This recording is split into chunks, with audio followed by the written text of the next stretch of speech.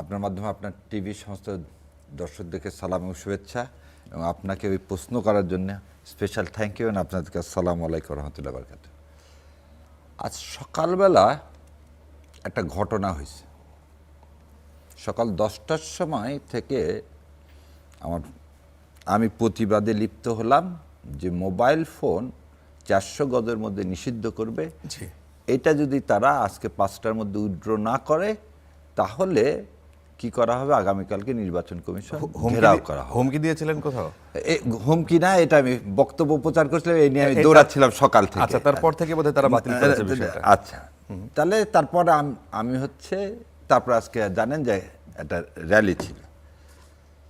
শনিবারে আমি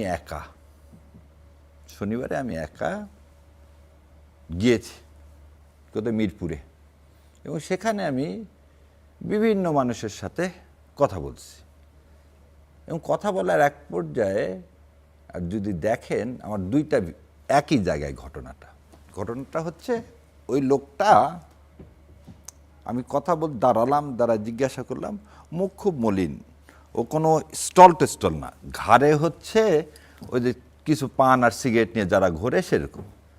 তাই বললো কী ব্যাপার, তো বল স্বাধীন তেমন বিক্রি হয়নি। তো এই বিক্রি হয়নি, ওকে এটা এনকারেজ করতে যে ওর কথাগুলো দেখবেন যে ও বলতেছে সরকার ভালো অবস্থায় নাই, সেজন্যে আমি বললাম আচ্ছা ঠিক আছে। তো আমি কথা বললো, ওর কাছে কিন্তু আমি কোনো ভোটও চাইনি, ভোট চাওয়ার কোনো ব্যাপার আপনি একটা লিফলেট দিয়েছেন কিন্তু। না আমি বলতেছি আগে দিছি, সেটা কথা বলার আগে ওকে প্রথমে দেওয়া হয়েছে। আপনি যদি দেখেন ওটা যখন আমি কথা বলতেছিলাম, আমি এটা দেখাই আপনাকে। কেন আতঙ্ক কিসে করতে হবে, তাই কেন আতঙ্ক কিসে? আচ্ছা দেখেন, কি করে বয় দেখেন তো, শুনি বলেন। আচ্ছা, একটু জুম করে আমরা যদি দেখাইতে পারি। জুম করে একটু দেখেন। আচ্ছা, হ্যাঁ, না আমাদের ওর হাতে দেখেন যে ক্যামেরা দিয়ে অনেক, ওর আগে হাতে আগেই দেওয়া আছে, আমি দিচ্ছি না কিন্তু। আপনি আবার প্রথম থেকে দেখেন, আমি এই প্রথম থেকে দেখেন, আমি কিন্তু জুম করে দেখেন, আমি কিন্তু ওকে কোনো কাগজ দিইনি একদম। আমি যদি আবার দেখেন, আপনার জুম করে দেখেন, করতে হবে তাই না, চলেন। আমি কিন্তু কোনো কাগজ দিইনি। কেন মোটামুটি কেন? না, তার হাতে কাগজ আছে, হাতে কাগজ আছে কিন্তু টাকা 1000 টাকা না আপনি দেখেন আপনার না, wallet ওটা থেকে- টাকার কথার আগে দেখেন। আচ্ছা, জি। আমি যেটা দেখাতে চাচ্ছি, আশঙ্কা কি, ভয় কি, লোকটা ভয় পাচ্ছে দেখেন। জি, কি ভয়, ভয়টা কিসে? ভয় মনে হয় নতুন সরকার আইলে কখন দিব, সরকার নাই বোঝেন না। নতুন সরকার হিসাবে কোনটা ভালো? অনেক ভালো আইলে তো কখন দেবো বালা। না, আপনি কোনটা চান ভালো? আমি তো সাইড দেশ বালা চলো। সেটা কাক দিয়ে ভালো চলবে ইনশাল্লাহ। আমরা মুসলমান, আল্লাহ ছাড়া আর কোনো কারো ক্ষমতা আছে ভালো করার?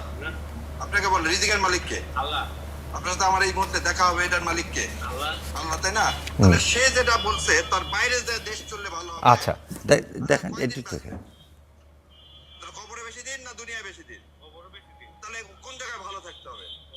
কবরে। এই দেখেন, এবার আমি প্রকাশ্যে কিন্তু টাকা বের করতেছি, আপনি দেখেন, চলেন। দেখছেন জি, ওখানে আমার গায়েও একটা জিনিস দেখেন, ওখানে একটা জিনিস দেখেন, আমার গায়ে কতগুলো ক্যামেরা লাগানো আছে। হ্যাঁ, বোঝা যাচ্ছে যে আপনি অন ক্যামেরায়।